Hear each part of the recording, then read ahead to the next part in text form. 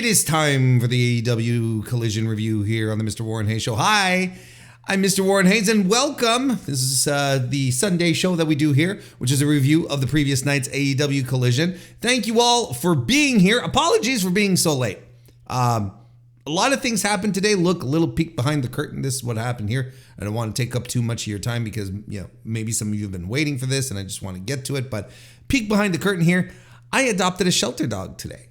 I went through the application process over about 2 weeks ago and so on and so forth. And today was the big day. Drove out of town. It was a good 90-minute drive to, like a 3-hour drive to and fro. Let's put it that way. And she is at home now. She is happy. And you will all probably get a chance to be introduced to her on an episode of the Mr. Warren Hayes Show, which we record every Tuesday night live at 7 p.m. Eastern. But so again, sorry for being late. Life got in the way, but the important thing is that we're here for this Dynamite, which, speaking of important, it was not. So, it's a late review. So I'm not going to extend this one. I'm not going to overextend this one, not just because it's coming in so late on Sunday, but also because this was really a throwaway collision. Like, there's really nothing of real interest that happened and nothing that, makes me excited, gets me angry, like whatever. I thought this was a very passable collision. If you never watched this, that's fine. There was one very good match on it and that was about it. But so let's get to it. Let's stop beating around the bush. I think we're done with the preliminaries here. Let's just jump right in. October 14, 2023 from Toledo, Ohio, the Huntington Center. According to WrestleTix, tickets distributed, I should say, 3,923 on the high end for AEW shows these days. Again, still not great, but a little, this one skews a little higher than what we usually see. Tony Schiavone in the play-by-play seat here, surprisingly. No, Kevin Kelly was there. We had a 3-man booth, but Tony was taken over this week. So that's something interesting. That's something to keep your peepers peeped on. I'm not sure exactly what it means, but I do believe that Kevin Kelly has not been the favorite choice by AEW fans. I don't think his performances have been wowing anyone. Is this indicative of something? Maybe it is indicative of something that they tossed Kevin Kelly off of commentary when JR came in from the main event. I'm just saying. I'm not even saying anything. I'm just observing here. And tying in with the idea that a lot of AEW fans don't necessarily like Kevin Kelly's contributions. Keep an eye on that.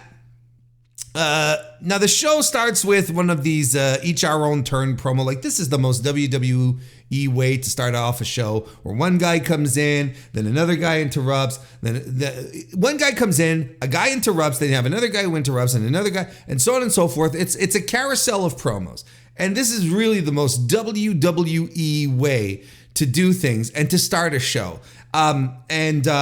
There's more and more of these segments starting up these our AEW programming, and it kind of bums me out. I watch wrestling for wrestling, not for talk. And as I typically say, as I usually say, there is generally, I generally don't have a problem with a show starting off with a promo if there is an invaluable reason for the show to start off with this promo. If, like, there is no way to get around it, there's something that has to be addressed, there's like this major angle or a major follow-up. But here there was no justifiable reason for this to open the show. There really wasn't. I don't know. It starts with Edge coming out, calling out Christian Cage, who comes out with security, which brings out Danielson, which brings out Ricky Starks and Big Bill, which then brings out FTR. There's a big schmoz at the end. I don't know. This did nothing for me. Nothing. You know, Edge had his little off the cuff comments about Ricky Starks and his pants and plagiarizing The Rock. That's not what he said. I'm over-aggrandizing here. But you know, he had his, and I mean, good for him, because this is an environment that allows this kind of free-form improvisational banter as opposed to following the script bit per bit, you know. So I'm okay with this. Like, none of this bothers me. I'm sure some people got really, really bothered. This I'm fine with. I think he was a little uncomfortable doing it. He stuttered, he flubbed over a little bit, probably just because he's not used to it. And maybe he just needed to get out of his system and he doesn't have to do it again. That's also something that we don't need to do all the time either. Because here's the thing, like, Edge is a very good promo, don't get me wrong, you know, but there are people here who are pristine promo workers. AEW is the promo promotion. You know, if he's gonna go toe to toe with guys like Mox and Kingston, he can't flub like this. He can't just like try to go off on his own and then it's like when George W. Bush would go off script, you know, back in the day when he was president. And then you'd get him saying, "Fool me once, shame on you. Fool me twice, you know, I won't get fooled again." You know, that's the kind of thing that happens when he veers off course. We go to MJF with a video package at the Stand Up to Jewish Hate campaign that he had been working with. And that's good. That's tremendous, right? Got nothing. No bad thoughts about that. I'll get to Juice in a minute, though. I'll connect this with Juice stuff because you know, there's things that I found odd / interesting. Then we had Samoa Joe defeating Willie Mack. Got the strong men going out of here. Some meat chants in the audience. Willie Mack lands an enziguri and a pescado. Samoa Joe plays the hits right into the senton. A stunner by Willie Mack and a muscle buster finishes it off for Samoa Joe. Fun little match. Like, nothing that'll blow your mind, but this was good. Good, strong, fun, big dudes. Willie Mack is always great. I always like Willie Mack. Samoa Joe's fantastic. Samoa Joe's going to be protected for a while here. I hope you all realize this. He's going to be protected for a while because I don't think that, you know, if they don't have world title plans for him in the medium future, they sure are talking a lot about it. Lexi Nair's with CJ Perry backstage, and CJ Perry is basically she's given her sales pitch to anyone who will listen. Hey, so anyone who wants to be anyone who wants to be here to be guided and managed by me, you know, to get gold and make champions and make stars, that's me. And it really, really feels like these people who go on Twitter, you know, and, you know, who like, hey, I'm good at this, someone hire me kind of thing. You know, it's like this, you know, like there's no real focus to it. It's all over the place. And you're like, why are you doing this on this platform is what I'm saying. Like, why are you doing this on, and it sounded a little desperate. Action Andretti appears, says he could use the guidance. Okay. That leads us to a little later. Let's bump ahead a little bit. We'll just all connect these things. We have the Redeemer, Miro, who's there. He says he's coming after everything CJ gets into because she'll go deeper into greed or something, and he has to protect her, and he's going to protect her by destroying Action Andretti. He's got Action Andretti there, and he's... Miro shoots his promos in a much nicer studio environment than everyone else in AEW, but yet he dragged Action Andretti onto his very beautiful set. We get another Danhausen video package, so that, you know, his debut's coming up. Why not on a Halloween edition? Juice Robinson defeated Christopher Daniels. This was just one big long heat segment by Juice leading up to the Christopher Daniels comeback and the win by Juice, who did not win using the quarters. And I thought that to be curious. I was like, look, okay, if you all want my thoughts on the quarters, you listen to the Dynamite show, the Dynamite review this past Thursday. I was also on Shake Them Ropes over on the Voices of Wrestling podcasting network with Jeff Hawkins. We talked about that there again. If you want to know how I feel about it, but I want to zero in on this here. He being Juice didn't win with the quarters, and I thought this was going to be a good opportunity to show what this means, when he hits someone and then all the quarters fly around, which I've been saying since he started using it in New Japan. It's a spectacular visual. I think it's great. I think the timing of doing this angle specifically is awful, but maybe I think I'm not alone here in AEW who have sort of come to their senses and been like, hey, yeah, maybe this isn't great. Because for some reason, there was no sign of the quarters. No rolls of no $40 roll of quarters anywhere to be found. However, they did bring in a cheap ass ring, like somewhere I can't remember where he said he got it, like JCPenney or what the fuck. But like a department store, bog average ring, not as big as the Dynamite Dozen Diamond ring. And he proceeds to demonstrate on Christopher Daniels that he can knock anyone out with that ring, even if it's not the Dynamite Diamond Dozen ring. So, which leads me to believe, have we abandoned the idea of the quarters and have instead decided to substitute it with another ring where Juice goes, hey, I just have another ring now. We both have rings and I can knock a guy out with it regardless. So I feel, this is how it feels to me. It feels like a pivot from the quarters, which was very poorly timed. And maybe MJF got to talking with some folks at the Stand Up to Jewish Hate event, and maybe bounced the idea off a couple of people, and they sort of said, hey, you know what? No, don't do this. I know what you're trying to do, but it's not great, Max, So maybe this was just pulled, and this is what we're going to be doing now. And frankly, good.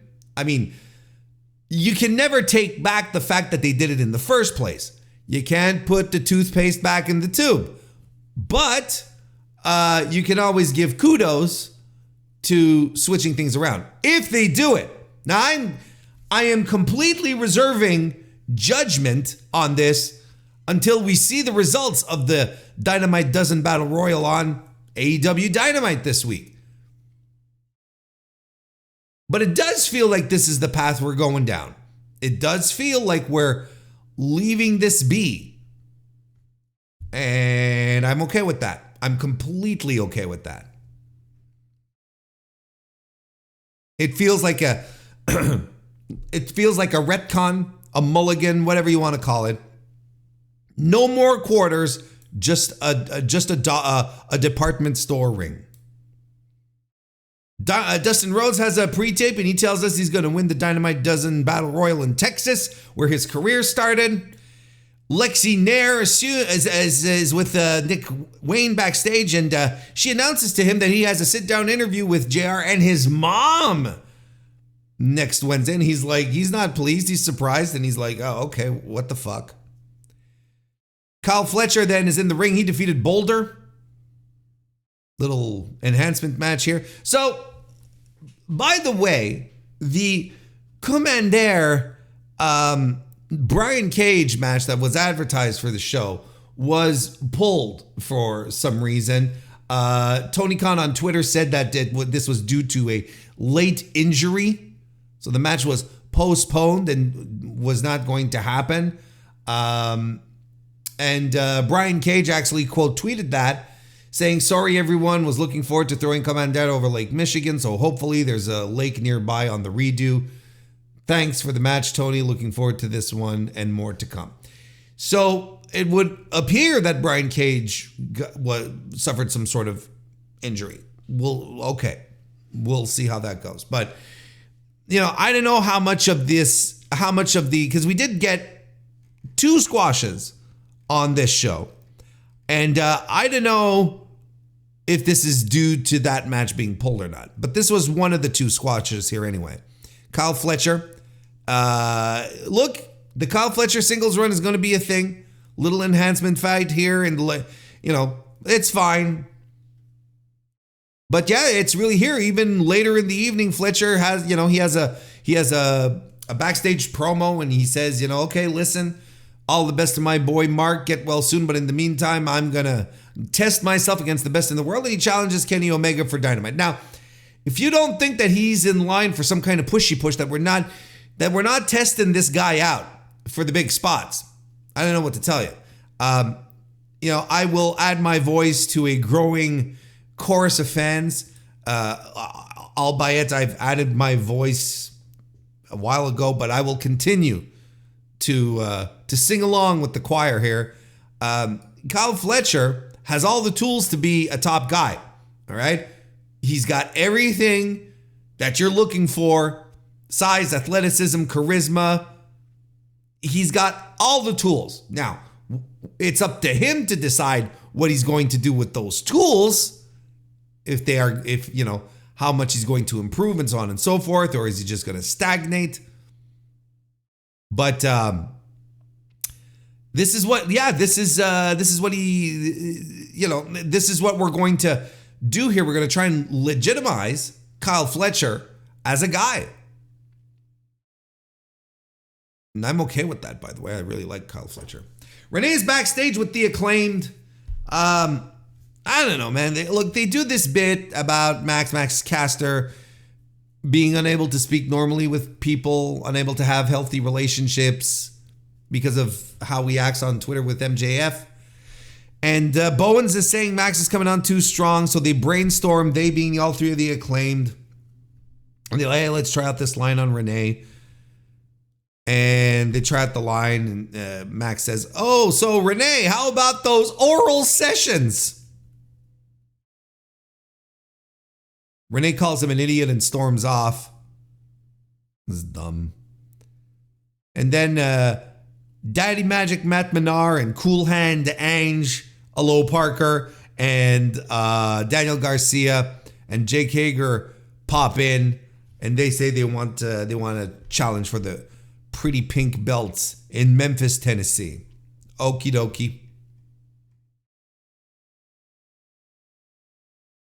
AEW TBS title match. Kris Statlander defeated Skye Blue. So Skye Blue is copping an attitude since being misted. And you know what?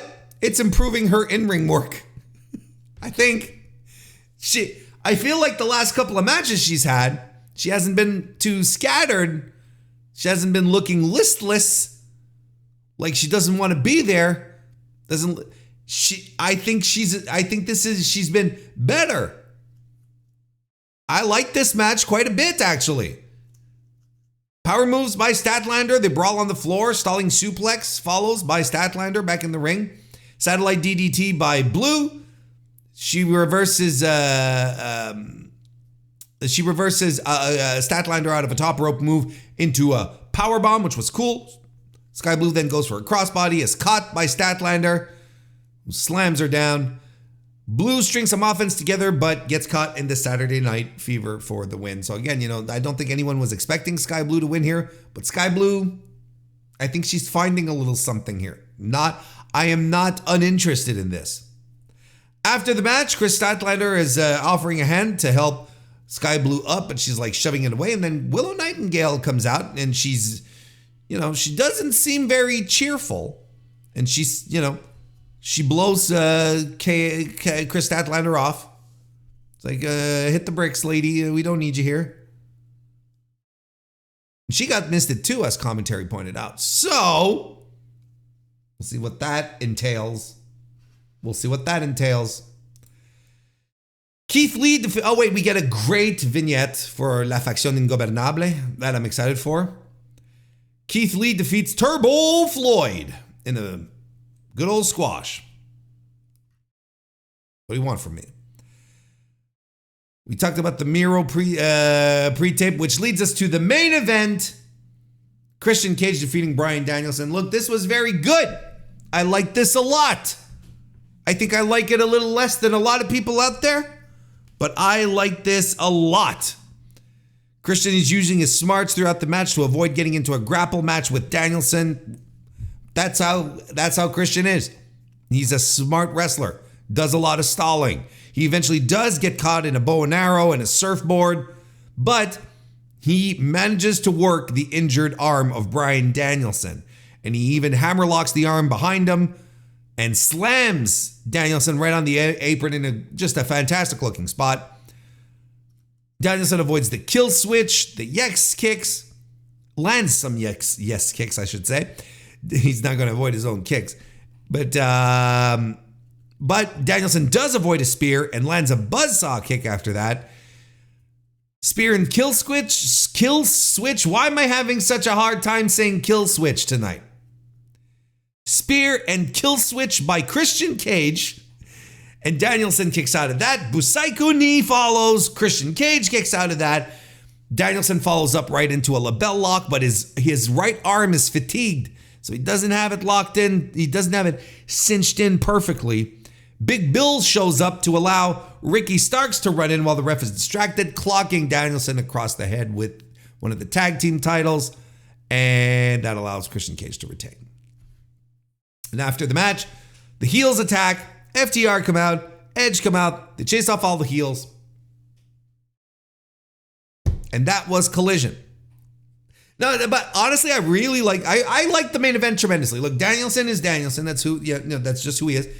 And I'm pretty sure Christian Cage was like, look, I cannot wrestle like Bryan Danielson, like Zack Sabre Jr. So what we're going to do is a match that calls to my strengths and that in my own psychology, which all works. He's a smart man's wrestler. He picks his spots. He's careful. He's methodical. Surgeon-like. Surgical, I guess is the word. No, I thought it worked really, really. I just saw a lot of people like really going hard on it. I was like, no, it's very good. Don't get me wrong. We've seen so many better matches this year. But look, it's a great way to cap off a very, very throwaway, forgettable edition of Collision. Just something that you can just store away in the depths of your memory and never think about it again. That's it. That's fine. Nothing really happened. There was nothing going on. And there's really only one good match on the show. Like, really good. Look, let's put a pin on this one. Is Tony starting to lose interest with Collision? Hopefully not. I don't think necessarily this is a trend, but it is what it is at this point. And this Collision review is what it is right now. And you know what it is? It's finished. Like I said, we're going to do a short one tonight because I just want to get it out. And it just so happens that it's on a show where nothing really happened. So good karma on my part. Thank you, everyone, for taking the time to listen. If you're listening on YouTube right now, consider giving a like or a subscription. And if you're listening on your favorite podcast application, 5-star reviews on Apple Podcasts, 5-star ratings on Spotify help out a great deal. I will be back on Tuesday for the live recording of the Mr. Warren Hayes Show. We're back to the regular schedule. So if you can make it, that's great. Otherwise, everything will be on demand the next day on Wednesday per usual. Back on Thursday for Dynamite. Back again in a week for Collision. Love you all. Thank you for being here. See you next time.